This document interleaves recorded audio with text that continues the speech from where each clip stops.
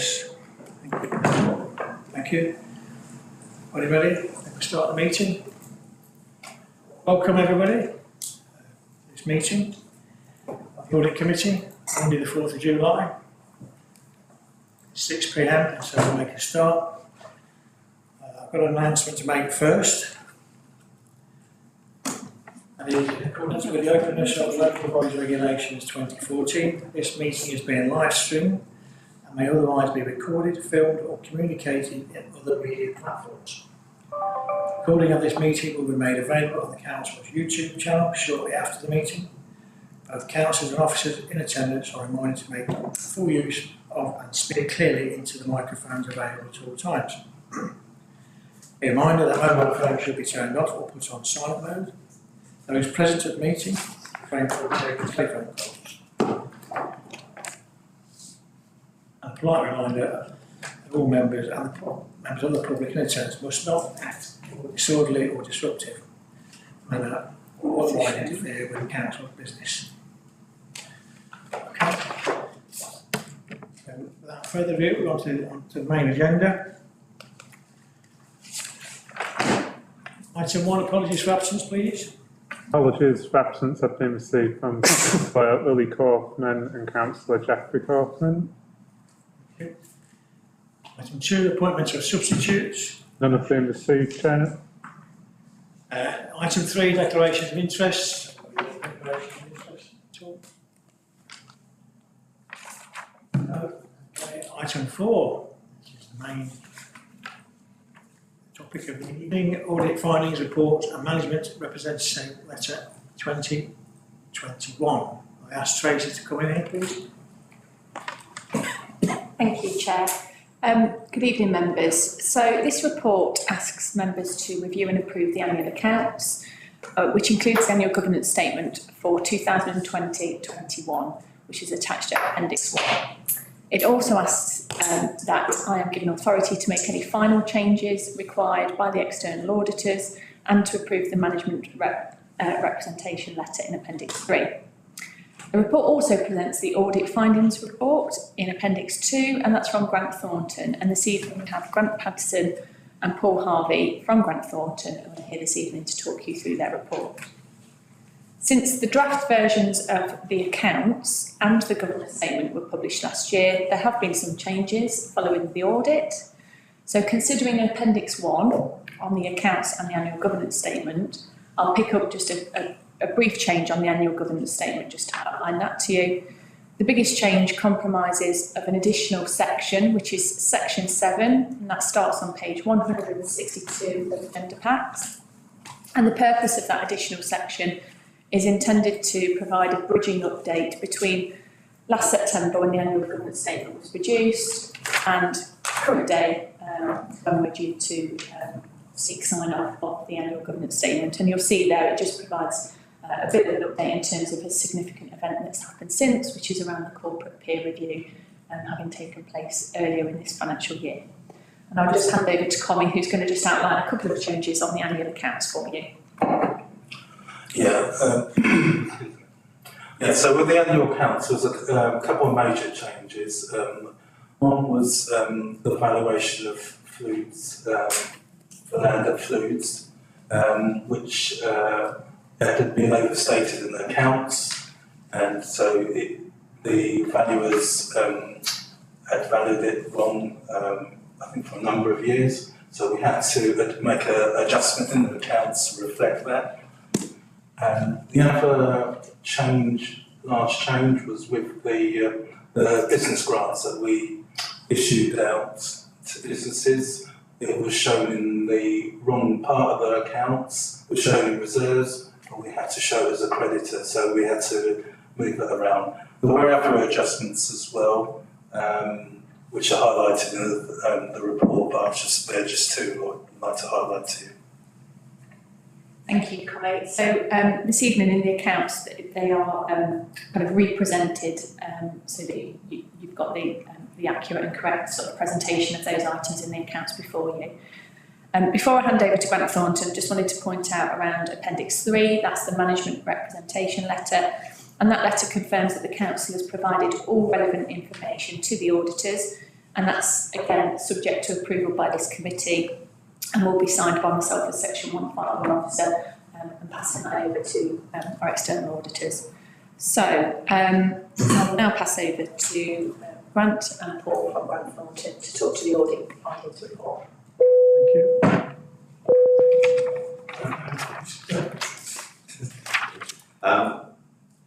Thank you for that, and thank you, Chair. As I say, what you have in front of you today is our audit findings report.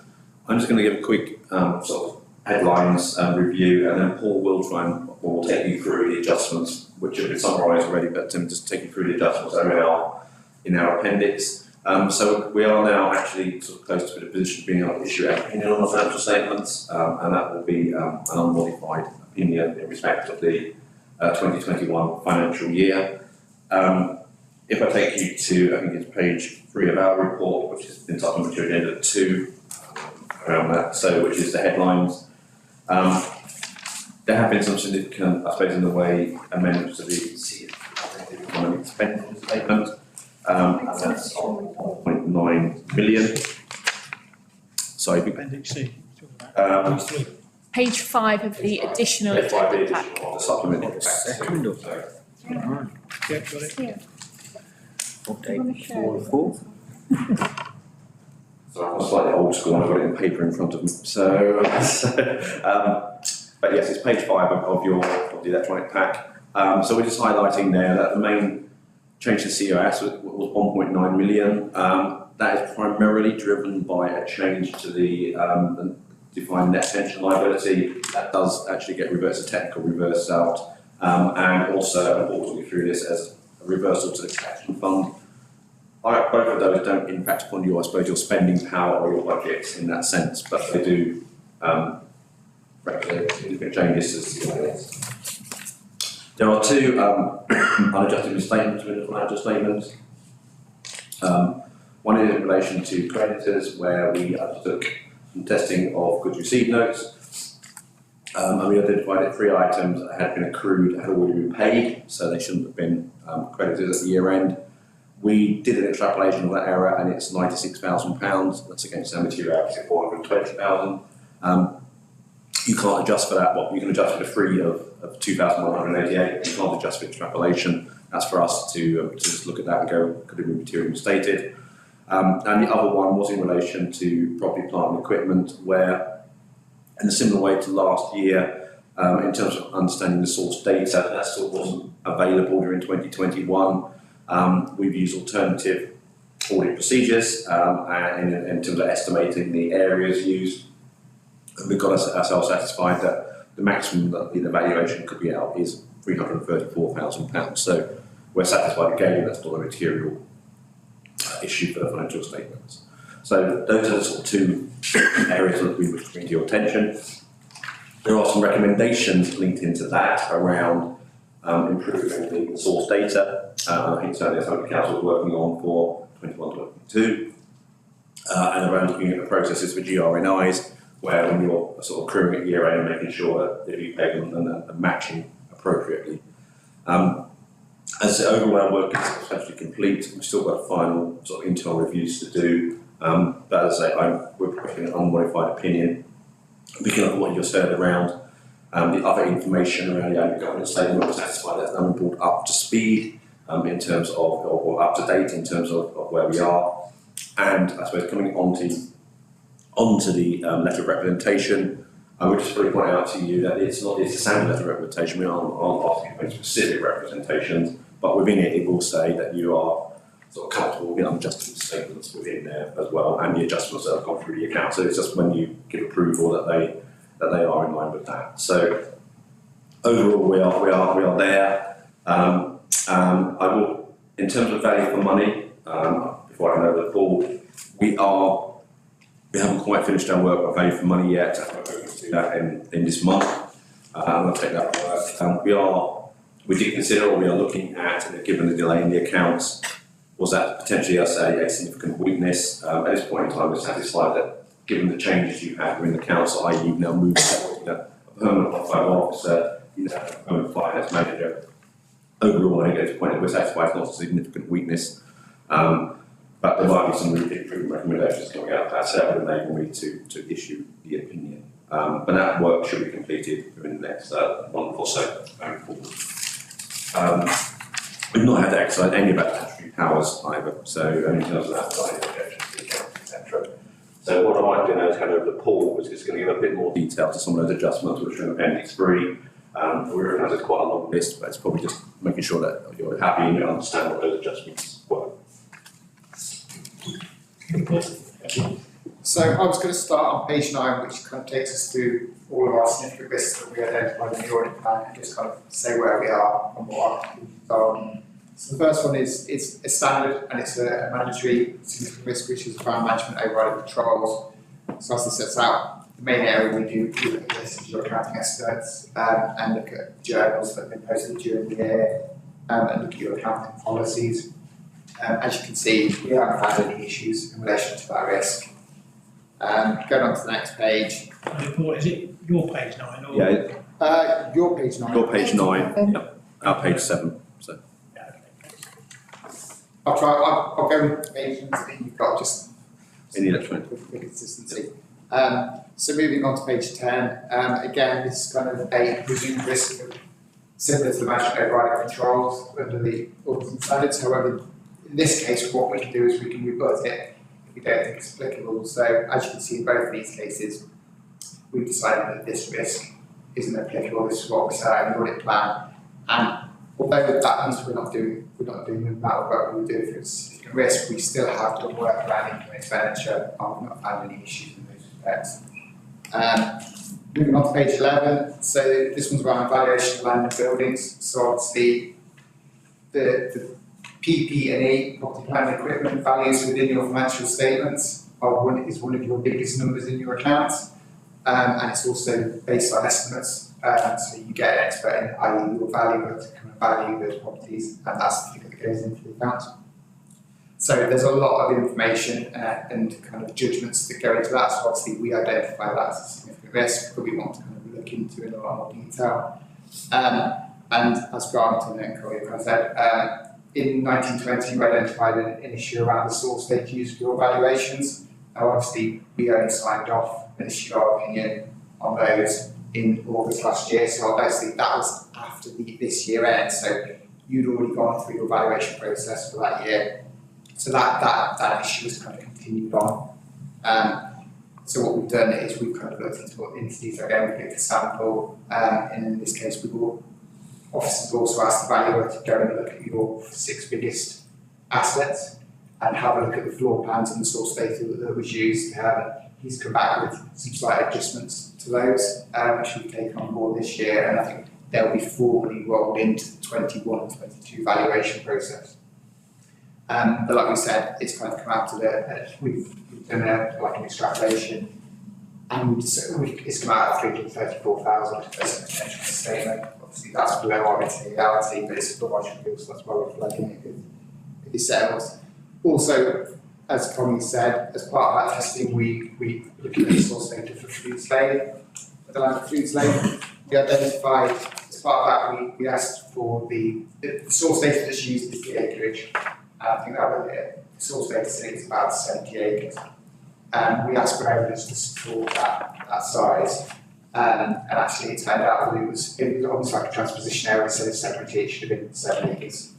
But obviously, as you can imagine, that has quite a significant impact on the valuation for that asset.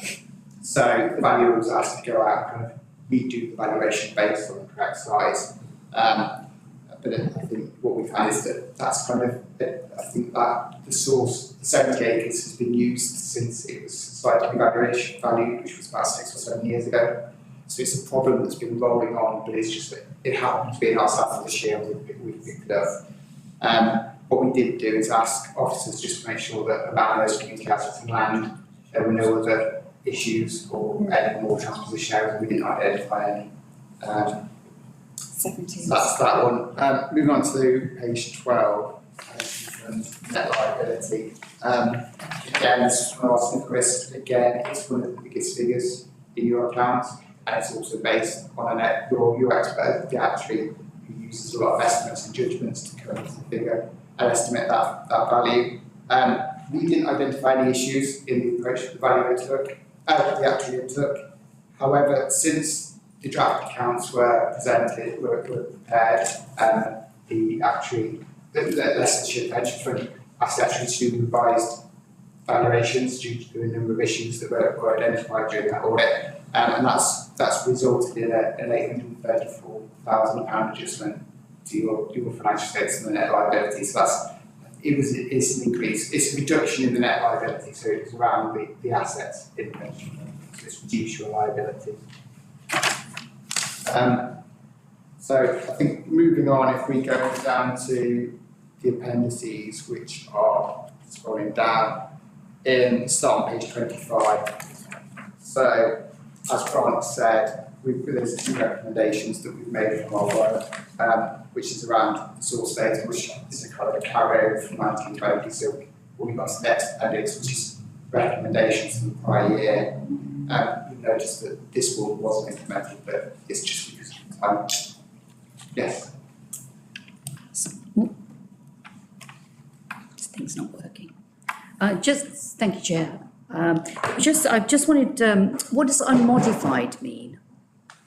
It's on the statement, we plan to issue an unmodified opinion in this respect on page 19.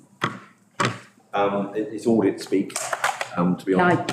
I can understand the jargon. But in terms of opinion, it used to be unqualified, it used to be that, but in terms of auditing standards now, you can have a modified opinion, which basically is a qualified opinion. So our proposal is unmodified, it means it's an unqualified opinion. There are other, we can actually sort of say about putting emphasis, but basically it's unqualified, but it's the terminology we now use for an unqualified opinion. So. Unqualified is good. Okay. Unmodified is good. Yeah, unmodified is good. Thank you. Unmodified is Don't. Okay. Okay. Just for matter of clarification, when you say unqualified, it sounds as if there's a negative thing that's going on. It's unqualified. Can you then qualify what that means, unqualified, for the matter of record, please? As you've heard, basically, when the Section 151 officer signs off the financial statement, you are saying that they are true and fair representation of the financial position of the council as at the end of March 2021. So an unmodified opinion is saying we've undertaken audit work, we've undertaken testing in line with auditing standards, and we are satisfied that yes, there's no material errors within those financial statements, and that yes, they are a true and fair representation of your financial position. So that's what unmodified means.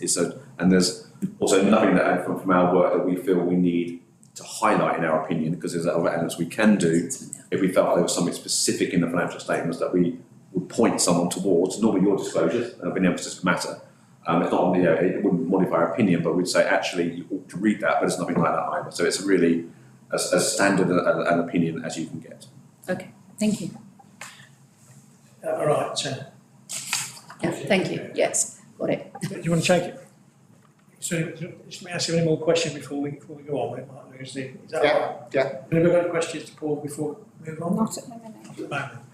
Okay, we'll do it towards the end. Okay. So, as I said, Appendix A on page 25. So, as Russell said, there's 2 recommendations we've got from our work. One's around source data, which I was saying this is kind of a hangover from 1920. It was just a time with when the 1920 opinion was issued.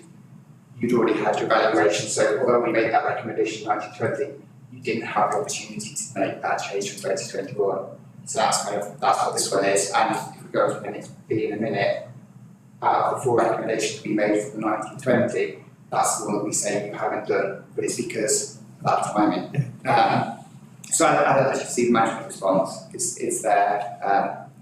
And then the other one's around the accruals and the received, not invoiced list. It's just going to be checking that to make sure that whether you pay them or not, and again, we've got a management response for that.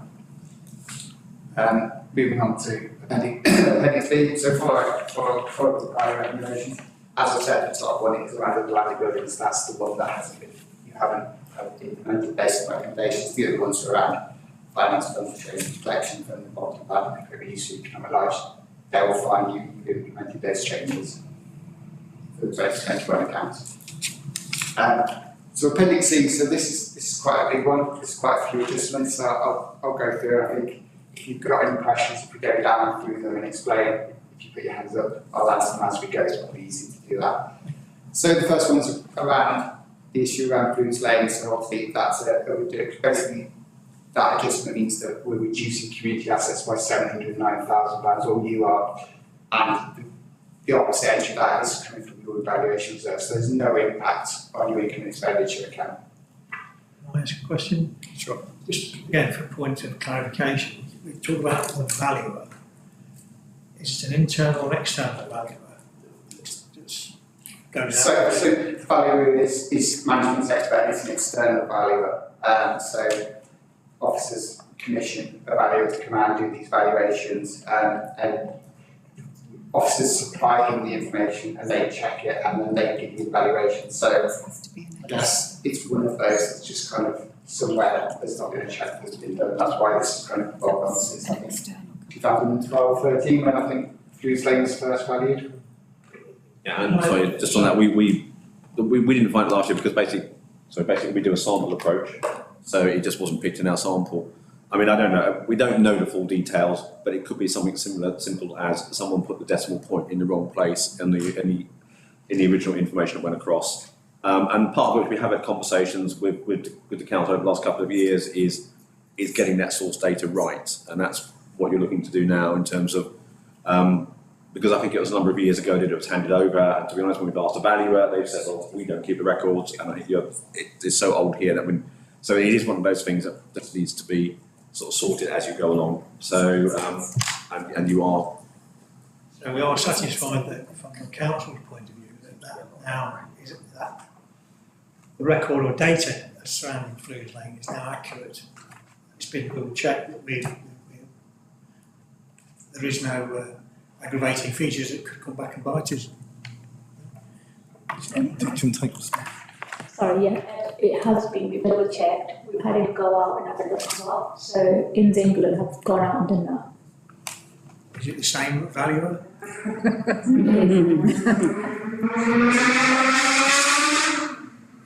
Redress or anything might reward the council for these mistakes. An external valuer, the mistake was made, and who was it made by? Is it the valuer or decimal point? Is there some redress for the council in that? Sorry, I don't mean to be. Yeah, cheers. The information the valuer had was released a number of years ago. I take your point, but we probably don't really in a position to have a address because a lot of our original data, some of it's not available, so whose fault it is very difficult to say at this point in time. But I mean, as Rashbal was saying, we are trying to take action to revalue some of our major properties so that we can have more accurate records. Tracy, then Bill. Just to complement what Commie's outlined there, if you wanted to turn to page 37 of your agenda pack number 1, that takes you to the accounting policies of the council. So you may remember that members of this committee approved the accounting policies for 2021-22 just very recently. But that outlines at number 16 at the bottom of the page the accounting policy in respect of property, plant and equipment. It outlines the measurement bases for valuing different types of council property, and then overleaf it talks about assets being included in the balance sheet at current value being revalued each year by either desktop valuation or by the major revaluation exercise which occurs every 5 years. So I think that probably tells you that although the area's kind of been around for a period of time, unfortunately it's not been picked up through those major valuation exercises. And as Rachel and Commie outlined, we're taking steps to remedy that in terms of a wholesale review of all assets. So. Thank you. Bill? Yeah, thanks, Chair. On page 39, you're on the assets, you've got Baby Road Park. It's turned to come up to be revalued. I can't see why that's there as opposed to other parks. What page is this? We've covered this. Page 30 on the main. On the main chair, page 39. Page 39. Do you want to respond? Fixing swimming pool, yes. Proximity, yes. Population centre, yes. Blaby Road Park. If I can answer that, I think this question came up earlier. This was because of, I think we've changed the policy now where we put an and on or, we've changed it. So it's to do with the park equipment is worth 25% or more of the value of the park, and then it actually it is part of the componentized section. That's the only reason it's on there, and we have double checked this. The value is correct. That's the reason. So Mind boggles. I can't understand why the tennis courts haven't been repaired for a number of years. There's a skateboard park there which needs replacing, and there's no play equipment on there worth noting. So I can't see how the value of the equipment is 25% of the value. I just can't see that. that's a fair point. I suppose when we get it revalued physically, I think that will actually highlight if that's the case. I mean, we'll put it on the list of one of the first ones to get inspected, I suppose. I think that's probably the best option. So there could be a future adjustments once that survey's been done, basically. Sorry, yeah, I suppose we've actually already signed the contract for the physical for 22-23, let's just to be clear, where all the revaluations will be done by physical attendance, basically. So not just a curbside revaluation, and that will hopefully, well, we've done 6 already, just to be clear.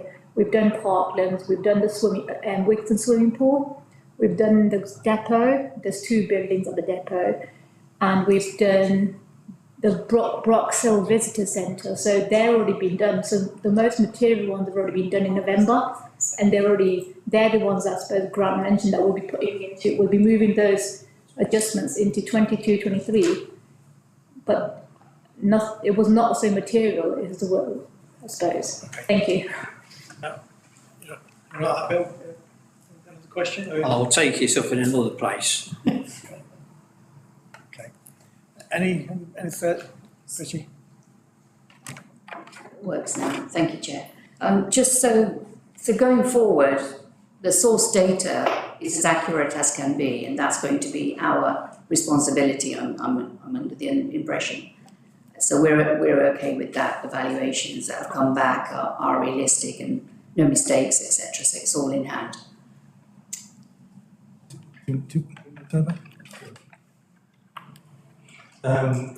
Yeah, so with the value, obviously the value will go out because as we mentioned before, normal cycle valuations, you have a desktop, you have a proper valuation, and you have a desktop valuation. Now they're actually going out. So obviously when the valuer goes out, does the valuation, we still got the old numbers to compare it against, and we'll do a check, and on our spreadsheets we'll check to see if it looks sensible. If it's widely out, we're definitely going to question. If it's similar, that's fine. So those sort of checks will take place. Okay, thank you. Thank you. Thank you. Bill? Can I continue? Just, on page 72, the main report, you've got heritage assets. Would you like to tell us what they are? Tell us on the report what they are. I think we ought to have that list of what we regard as heritage assets.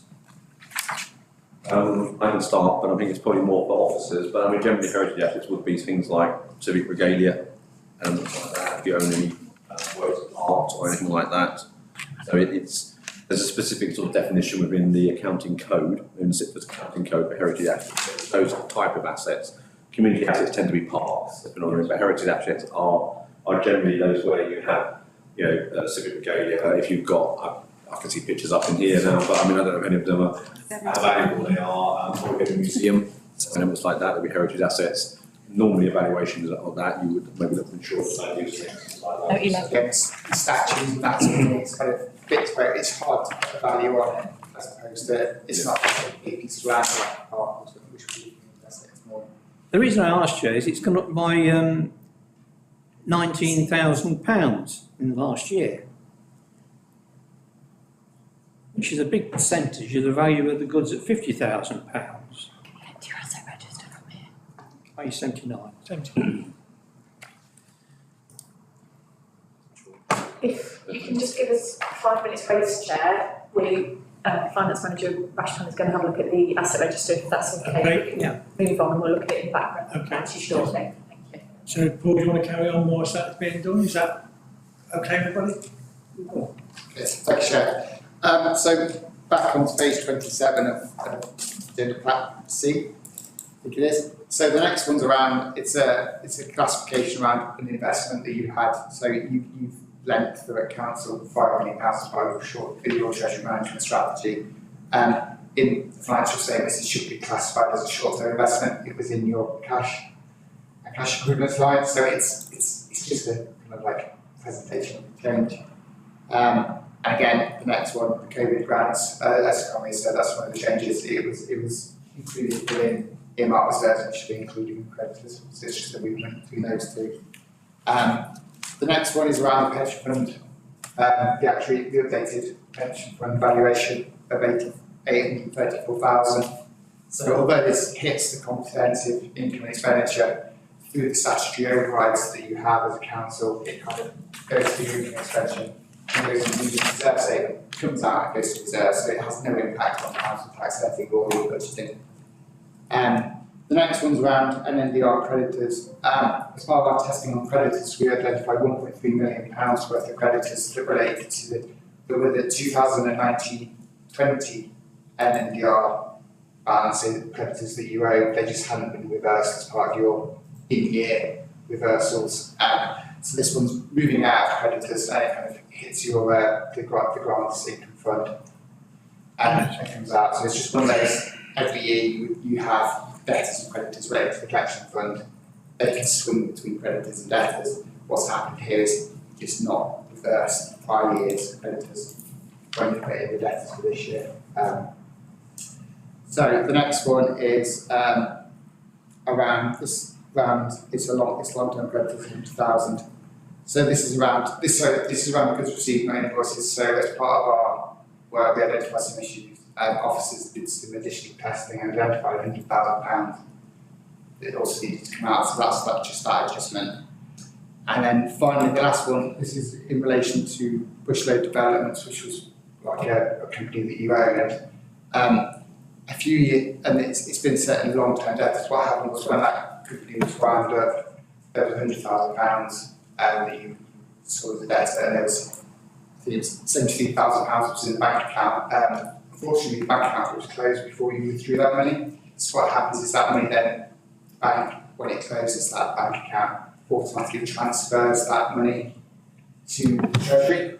So officers are now going through the process of having to reclaim that money back. So in the accounts you had 100,000, but when we queried that, 27,000 was identified as payments that had already been made, so that reduced it down to 73. So you in account officers are in the process of trying to recover that money back from the Treasury. So there's quite a big form that they need to fill in to demonstrate it.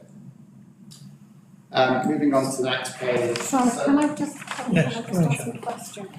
On that page, you're talking about, thanks, Secretary, you're talking about invoices that didn't make the accounts in time. Is this because they didn't get passed to the finance department, or were they put in a folder and forgotten about? And that's coming from somebody who's done accounts for years, so it's not an accusation, it's something I know can happen. When I joined, the first thing we saw is it's invoices that come after the year end that get listed onto the purchase, accounts payable after 31st of March. But as a year-end adjustment, you normally pull them in a month later, I suppose, and that was what was missed off, I suppose. I know, obviously, next year it's part of our year-end actions, it gets done, but that's what it was. Yeah, because usually you give 2 or 3 weeks for late invoices to come through. So it seems a bit bizarre that they got missed, which is why I questioned whether it was a bottleneck somewhere. It's process, I suppose, as with all the change within the finance, it's something that I guess slipped with who was assigned the task, I guess, more than anything else. But it's, like I said, it's been picked up this year and it's been done. Good. Okay, can I just ask a question about, I mentioned it earlier on, didn't I? It's probably me. When you look at the last figure, which is the long-term debtors, 100K, and you come down, you've got 73, then come across, you've got your 27, so it's 73 minus 100K, which 27 is what? Is that the debt, or is that what we expect to get back? So if in the draft statements that there was a debt of £100,000, well, from our testing, we've identified that that actually should be £73,000 as the debt. So what, basically there's 27 that doesn't need to be reduced by, so that's just gone in as an expense item to compare to. So into your IE, so basically it's balancing the debt to 73,000. That's what you owed. That's what we're owed is 73. That's the adjustment is 27. Yeah, so it was 100, if you take, it was 100, it should be 73, so the difference is 27, so that's what needed to be written out of the debt. I think related to the expenditure that was incurred before the bank account was closed. So it's just one of those that had just been missed off when the original debt had been identified. Okay, thank you. Any other questions before we carry on? Carry on, Paul? You want me to answer the heritage assets question? Sorry? You want me to answer the heritage assets question? Oh, yes. Well, sorry, have you got that question answer now? I have the answer now. Oh, yeah. Basically, it was a revaluation of the civic regalia. It was actually undertaken by David Gill. So that's primarily which are actually held here. When we undertook our audit work, actually, I think it had increased by £19,000. So that's, picking up your point, it's increased. I think when David had done that revaluation, but we also, as part of our audit, got you'd actually have Gildings auctioneers value them as well, and that actually showed an increase, I think, of a value of £24,000, but whereas you were showing 28,000 in the account. So from an auditing perspective, that's a trivial difference. So basically, it's an increase in valuation, I suppose, of the civic regalia linked into having taken advice from retrospective advice from an auctioneer. But I mean, it was made originally to say that it's gone up in price, so it's up in value. So it's a civic regalia that's moved this year. So. Sorry, Kevin. Sorry. So is it valued as regalia or is it valued in weight? Yeah. It's the insurance valuation for what I would assume replacing it. Yeah, it's a valuation for insurance purposes. So I think that valuation was a little bit less than actually you got in your accounts, but it was not materially different. It's about 3,000 or 4,000 different. I'm just surprised because when I was mayor it was valued and I know what it was valued at then, and it doesn't seem to have gone up as much as I would have expected it to. Hence my question. I'm not an expert in those fields, but I mean, what the insurance covers is the silver parcel gilt enamel chairman's badge, the silver enamel badge of office, and the silver gilt and enamel chairman's lady badge. So those are the sort of three elements of them which have been valued. So I have to admit that's why those are the experts. So. Question, thank you.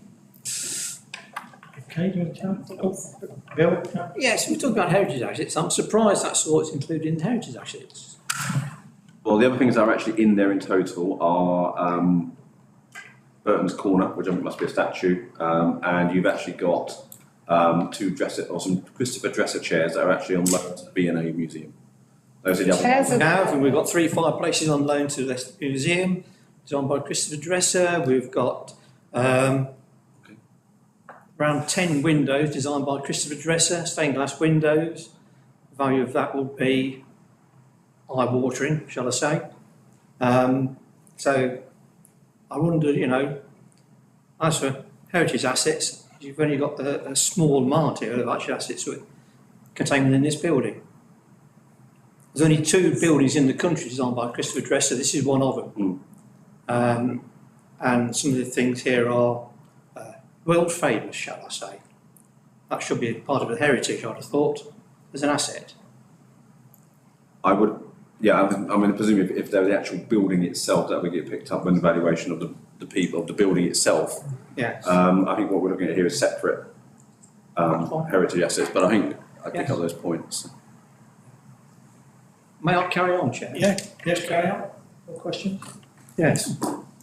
Page 99, I'm nearly coming to the end of your questions, don't worry. Nearly coming to the end of your questions. I am a little confused. South and West Leicestershire CAUB, we haven't paid any money to them for a number of years, as we took the contract out in a separate way. You've got £28,000 for 2 years there. You've got Age UK open in Wixton. That's been closed for over 2 years. It's only £6,000, I know.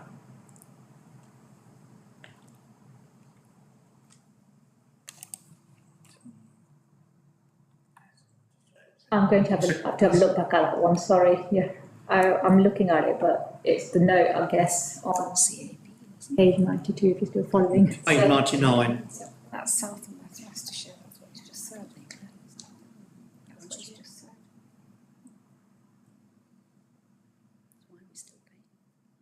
We gave the grant to Age Concern for a community worker to look at giving residents benefit payments going round.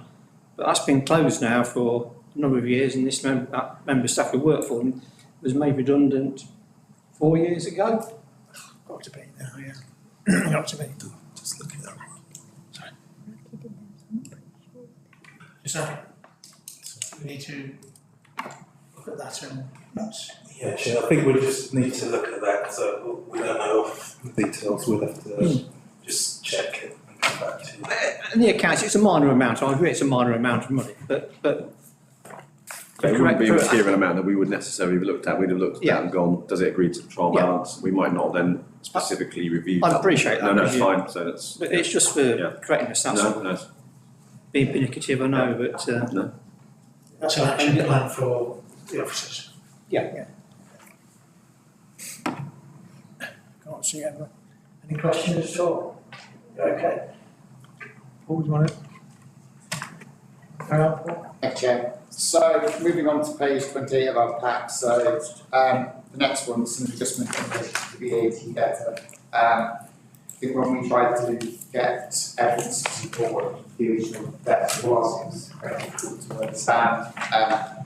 Officers, especially Rash Power, kind of did a reconciliation of it and identified that there were a number of adjustments that needed to be made. You had a credit line of debtor which kind of netted off, which resulted in a £73,000 adjustment.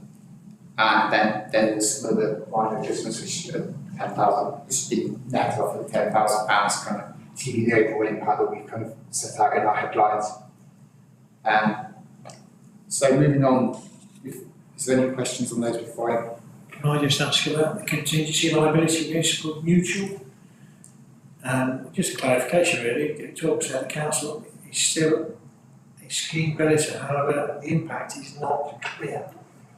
Yeah, Sorry, page 28, I beg your pardon. Yeah, so contingent liability is something where you have a liability from a past event, but you can't quantify it. So the Municipal Mutual Insurance Fund was something that, as it says, ran through 1992, and you were part of that scheme. I think as that scheme unwinds and the claims are done, there are payments that may become due, but I think the vast majority of that's already happened. But it's still kind of ongoing, but you don't know if you have any liability to make any payments in the future in relation to that. So what we asked, because I think in 1920 you had it in as a contingent liability, in 2020 when you took it out, we just said, asked you to put it back in, so it's kind of that. So it's nothing to worry about, it's just one of those that you just can't quantify whether you're actually going to make a payment in the future or not. No, and those liabilities will get spread across every council that's part of the. So it's not just yourselves, if you know what I mean. It would, the way it was set up, it would be if there is any liabilities that was shared across the various councils. But as Paul said, as it unwinds, so until it's finished unwinding, there's potential for you to have to pay that. But as I say, it's not really practical for you to come up with a number because no one's quite sure what liabilities are. So there's nothing you can come back on history or anything that you could refer back to say, maybe we may have to put X aside. No, it's one of those under the accounting standards. If you knew that there was a certain fee that you had to pay in the future, then it would kind of be going into kind of like a provision situation where you have to recognise that and make an account for it in your accounts. But because the figure is completely unknown, you don't know whether it can be like a small figure or big. You just say, we've got this kind of liability or potential liability, but we just don't know, we can't quantify it. I mean, it's something I'd expect you to be sort of asking MMI on an annual basis around, well, where are you? You know what I mean? And if they say, well, it's all disappeared, then you could look to do that, or it's all going through. I'm not quite sure where the MMI liabilities are now, if you know what I mean, in that sense, and it's unwinding. But it's not unusual to see a contingent liability within there, although I think they are getting less, so maybe something just to follow up with MMI around whether it's still a contingent liability. Questions? Carry on. Thanks, Paul. Okay, so the next disclosure mission is around prior period adjustment. So as we kind of mentioned today, the valuation has been wrong for a number of years. Given the size of the difference, it's material. Therefore, what you need to do is do a prior period adjustment where you adjust the opening balances for 2021. Those are balances for 1920. Because it goes further back, you also adjust the opening balances for 1920 for that. So that's kind of all wrapped in the financial statements. You'll see an extra column in your balance sheet, but you also need to include a note to disclose that you've made a prior period adjustment. The next two disclosure missions, they're only kind of minor bits. They're a bit more, they are disclosures for information, so they don't affect the primary statements within the accounts. So I'm not proposing to go through anything. No, it's just really back to source documentation that was slightly different. Going on to page 29. So at the top, you've got two unadjusted misstatements. So as we've kind of talked about already, this is in relation to valuations where we kind of come up with what we extrapolate, what we think the difference is based on source data and the goods received on our invoice list, where we extrapolated that. The reasons for not adjusted are what management have come up with. The top one is the same explanation that we had in 1920. It's kind of like an annual process. And then, as the second one is, the actual error was only £2,000, which is trivial, but when you extrapolate it across the population, it came out with a big figure that we just need to report. And then also under the auditing standards, we're required to kind of say what the impact of prior year unadjusted misstatements were. It's the same as this year around the source data. But you have revaluations done every year, so it's kind of, although we have to report it, it doesn't impact on our work for 2021 because we'll be looking at valuations.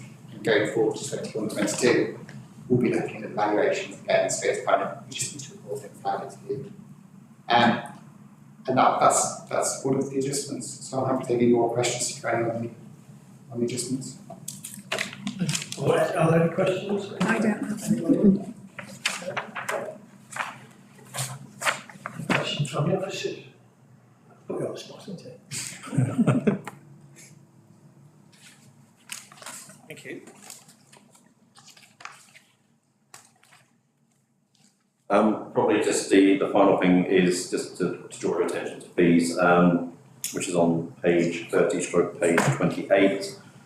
We are in ongoing conversations with the Director of Finance on this. I mean, as we alluded there. Do you need the smelling salt, Bill? Pardon? Do you need the smelling salt? Need first aid, yes. Yeah.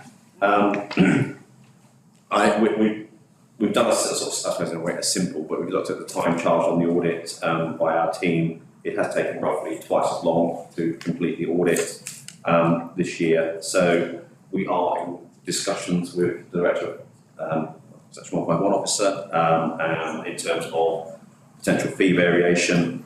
I'm not going to lie to you and say it probably would not be significant. It wouldn't quite be double that, but there is also the factor of in terms of where that fee would go, it would also then be subject to PSAA, which is public sector audit appointments, scrutiny, who run the overall contract, and any variation they would potentially look to get the council's view and our view as to the value of that. What I have agreed with Section 151 Officer is that I will do a more detailed note of not just the time, but almost like where that time has gone, to explain where we are. And then what I propose is, once I've done that note, I would share that with yourself, Chair, and the Audit Committee. So. I'll hand this over to Bill. Yes, we are charged with governance. So I assume that it's part of our duty to challenge everything we're not happy about. We challenge it with the auditors. And last time I challenged you because of this fee increase. Now you've explained now that officers are now negotiating with you, which is fine. Being a mere member, I'm not allowed to go to those negotiations, but I can assure you that if I did, I have a very sharp pencil and I'm very keen on these sort of things.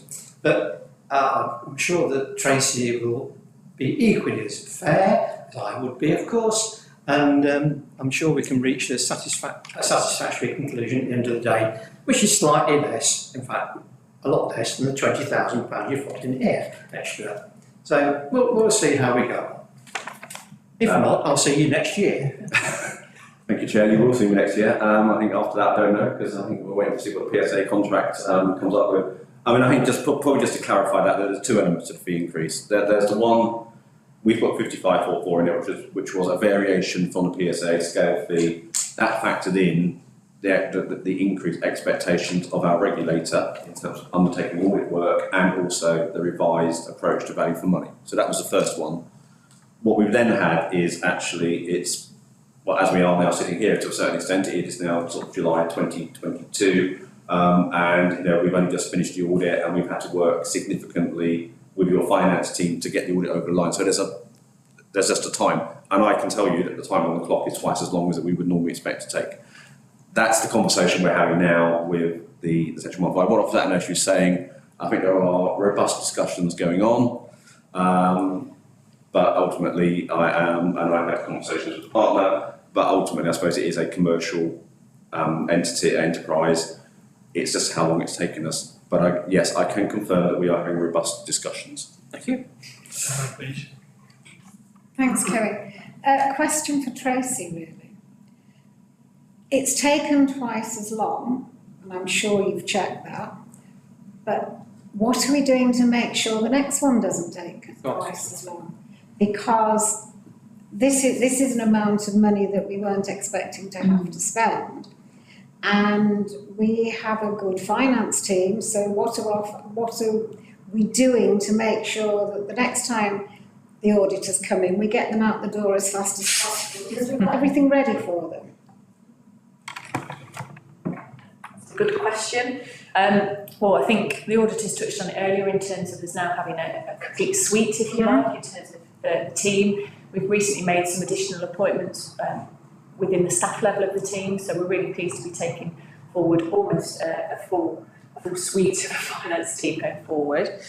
One of the only things I did when I joined the authority earlier in the year was meet with colleagues from Grant Thornton, and with Conwy and Bashpal, we've been quite keen to try and tie down the dates for our audit so that we can plan and ensure that we are completely ready in terms of having all of our working papers ready, all of the ducks in a row in terms of inviting auditors in, so that there is no time or effort wasted in terms of not being ready for the audit first and foremost, but also I think just maximising our time, ensuring that we are setting aside the correct amount of time and putting down some of the other things that we have to do, looking towards the autumn around budget setting, for example. The other thing that I'll mention is the CIPFA Financial Management Code. So this is a new code requirement from the Chartered Institute of Public Finance and Accountancy. All local authorities were required to adopt it from April 2021. We've been doing some significant work internally around that financial management code. It's quite in depth, but obviously good financial management lends itself to a positive audit experience and an efficient audit experience. So within that CIPFA Financial Management Code assessment, we've identified a number of areas where we feel that we're either starting or developing to meet the code requirements. Those actions are going to be chunked up into an action plan, links with the annual governance statement for the year just gone. That will be presented to committee in due course and published on the website, and you'll be able to track those improvements and how we're moving forward. So I hope those things will give you some assurance. I think the other thing that I'd like to offer the committee is looking at the recommendations here on page 26, and I suppose some of the things that were flagged under the audit adjustments, is to actually come back to you with an additional report. So probably a report that you've never had before, but a report that comes back and gives you an update on progress against these themes, because I think that will give you some assurance at your next audit committee meeting in October as to the state of play of where we are in implementing those recommendations. The auditor will feed back at the end of their audit exercise in their next audit findings report, but there's a lot of water that's passed, you know, by that point, kind of under the bridge, and I think, you know, you undoubtedly will be wanting to ask those questions, and we, you know, in terms of holding us accountable, we should be advising you as to progress of implementing those recommendations and checking things like the good received note, you know, things like creditors and debtors, that, you know, the little nuances that we've, you know, done everything that we should do, and we're confident we won't have those issues again into forthcoming years. If I can just come back, I mean, my aim in life has always been to get the auditors out the door as fast as I can, because as good as they are, they interrupt your working day and stop you doing the day job. So, you know, my ideal was to have them out the door the day we plan to have them out the door, and not have them here doing extra hours. Sorry. In the kindest possible way, we would like to get back to value-adding activities. Yes. I was about to say, actually, we know terminology. We are also wish to do an efficient and effective audit. I think one thing I would say is that during this period, you have been running with a number of interims. You've lost a lot of experienced people who knew how it put together, and Comey, when he was trying to juggle a number of balls, so you had capacity issues. I would say that since Rashmal's arrived and since the permanent team is here, actually completing 21 audit has gone much quicker. So we know we've reached a point where we've got a little bit stuck. So I have confidence in the team that you've got now. I don't want to be, it sounds a bit condescending, but I don't mean that. But I mean, I think it should be better this year, and I think you're making those adjustments. You're continuing to invest in the team, you know, and in terms of understanding the accounts process. So, you know, you can never say never, but I mean, in terms of we're much more comfortable now with the actual process you're going through. You've been through it once before. I think your finance team knows the sort of questions we're going to ask. Good. And therefore knows the sort of evidence we're going to require. Grant approach is primarily a substantive audit approach, so a lot of that is around asking for evidence, asking for and getting that right first time. It wouldn't be just yourselves. We have to ask people about, you know, a spreadsheet isn't evidence. It looks good, but it's not evidence. So it's sort of, we've been working with the team around that and getting all that information. So, you know, I can't say never, but I think actually we are much more confident now. Hence that's why we made that conclusion around the value for money, that if I wasn't that confident, then I would come into you and say, Carl, you've got a significant weakness here, you need to address that. So that's where that sort of links into that. I'm as confident as I can be. You know, things happen, don't they? So I can't, you know, in that sense, but yeah, we're more comfortable now than we have been. And we want to get back to that cycle as well, to be honest, because our teams have been working, not just with yourselves, but for a couple of years now. We want to get back to a normal audit cycle, so that everybody can then, as you were saying, if we're back in October, November, that's your budget setting process. That's not great from your side, but that's what we might have to do. And we are aware of that. You know, we want to be finished, you know, quickly as well. Sharon? Yeah, I didn't mean to cast aspersions on anybody. I have got absolute confidence in the team here. It's more about have we planned to get them in and out the door as fast as possible. Not that we don't like you, but you cost us money, so we can never really like you.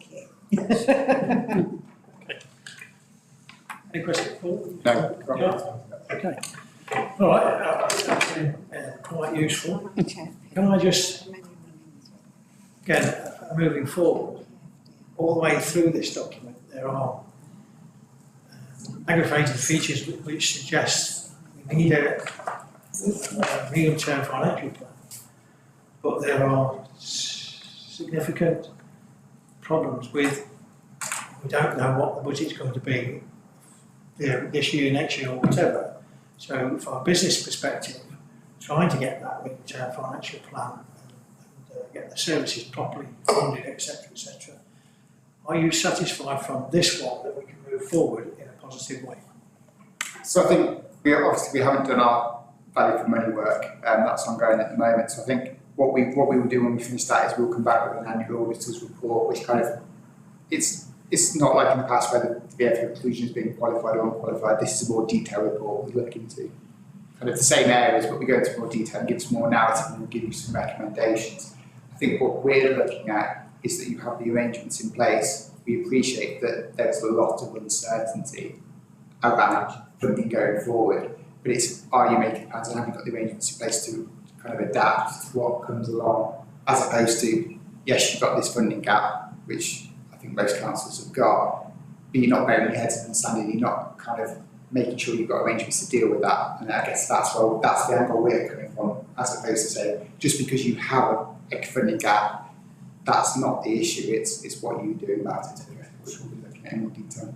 But obviously we'll bring our annual auditor's report with our BFM finance for 1920. I mean, we will. I mean, it's for 2021. I mean, it's interesting because I think we will need to look into 21, 22 a little bit. I mean, we're primarily looking at 21, but it'll be so far behind. So we are looking at what happens in 21, 22. As Paul said, it's about your arrangements. And there'll be a little bit of looking into 22, 23, but not too far because basically our view is on the arrangements in place during any one year. I mean, the only thing I can say is my understanding is I wasn't at the local government conference last week. I believe ministers have sort of said they're looking to give a 2-year funding strategy, which will give you a little bit more, confidence about where the funding's coming from. So I think they're recognising. I mean, I think ministers were saying they're supportive of local government, etc. But I think the challenge is there's not any new money coming. I don't believe, but I mean they are looking to give you a sort of 2-year funding settlement, so that at least you then know. Whereas it's been on an annual basis recently because of COVID and pandemics, etc. So it's been very difficult for any council to plan. And you have a council of your size, and also with reserves and stuff like that, it's much more difficult. If you know what I mean, and you're probably more seats. You need to look at that. But yeah, we're not uncomfortable at the moment. But we will come back in more detail when we come back in 2021. But again, I think we need to be also sensible about not harking too much on 2021 because it's been and gone to a certain extent, and you're still here. So the arrangements were here. It's looking forward a little bit into 21, 22 and 22, 23, although I'm a little bit hamstrung by the way the code's worded. So, but we will come back with views on that. Okay, thank you. So, just one more for my own benefit is that you're satisfied then that we've got systems in place to deal with those anomalies that we've just been talking about moving forward. I mean, I think from an external audit perspective, I think it's probably when you're looking, I'm having those offices, but don't forget you've got internal audit as well. So, I mean, they will give you, hopefully, assurance over the overall controlled environment. And part of that, they will look at financial systems, etc. So, I mean, I think from an external audit, yes, we have a requirement if we spot significant deficiencies in controls. We haven't really identified those. That's normally around journals and stuff like that. So we haven't really identified those. But we do have a duty. So we do spot any significant control deficiencies, we will report them. But don't forget, from an audit perspective, it's almost like, auditors use bucket of assurance. So, we don't all get it from one place. We get it from a number of places. And I think that's the same with audit committees. Like internal audit will be looking to give you assurance around a controlled environment, which is commissioned by one officer and yourselves. We will give you another form of assurance. And then, of course, you have to have the arrangements that are put in place by the management team as well, and yourselves. So it's all coming together. So overall, we're at that point where we'll give more value for money. I think we're more confident now in terms of the actual annual accounts preparation and audit process going forward. Yes. Thank you. I'm grateful for that. Is there anything I've missed? Does anybody want to say anything? Any comments at all? Can I go then to the recommendations on page 4? That is A, approve the statement of accounts. B, confirm and comply with the council's statutory obligations and the statement of accounts and annual governance. C, note the audit findings, the report for 2021. D, approve the management integrity letter, which is in this one. I'll move that from the chair. Do I have a seconder for that, please? I'll second that. Thank you, Bill. All those in favour, can you please show? That's unanimous. Thank you very much. The last thing is the value for money that you refer to in your meeting separately, and we'll have a report back on the recommendations in this one, and and also the value for Yeah, and value for money should come to them. I have to admit, I'm not quite exactly sure when the next audit committee date is. October. So yeah, I mean, we will look to finish work ahead of that. So we will talk to trade about whether we can release it early. But once we finish the work, I'm happy to circulate that as and when. I mean, I think the way I plan to do our work is 2021, but also collect 21-22 at the same time, so that we're ahead of the curve in 21-22 as well. Yeah, and just like to say thank you for the work that you have done, and thank you to the officers for the work they've done as well. I'm always critical, I would be, that's my job to be critical, but I think working together with the officers we've got now, we can look forward to a brighter future on the accounting side to get things done quicker. And if there's any problems, I'm sure somebody will let us know very soon, like the Tracy. No pressure there, Tracy. Yes.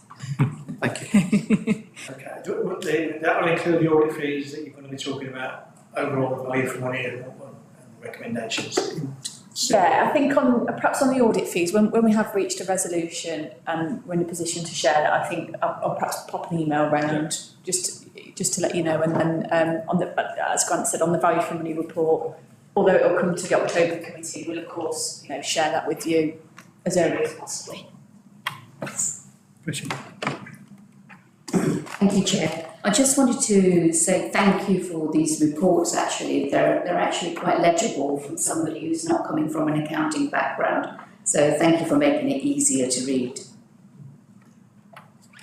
Thank you for that, that's very helpful. Thank you, Chris. There being no other business, I can then draw the meeting to a close and thank everybody for showing up this evening, seeing you in person.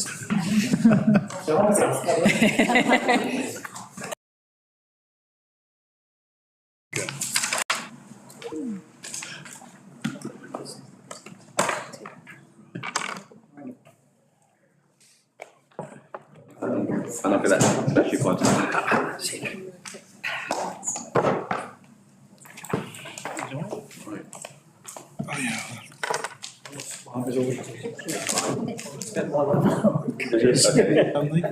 No, come first week, so fill around. lots of papers. Oh, have you? Oh, right, okay. I'm sitting with What's your background then? Diary as well. Auditors, is that you? It's in business for years. Oh, yeah. Yes. I think they should have that one where you come in. That's Oh, yeah, well, we talked to some NHS clients and there's an HMRC inspection coming in. The smallest Had this conversation. that they've done there. Yeah. I want to see if I if we put them on keep floor. That was the only thing. Just email it and stuff. I'm pretty sure It's up to a bit and pay a bit. I amended it. That's why you pay advisors and give you that sort of, so, I mean, generally, when I've got 21, 22. Yes, if you drop me a note in the morning about 21-22, and also I think when I'm back from leave at 7, whether it's the whole day that we need, No, it is I difficult. want to go through them. I want to count. Because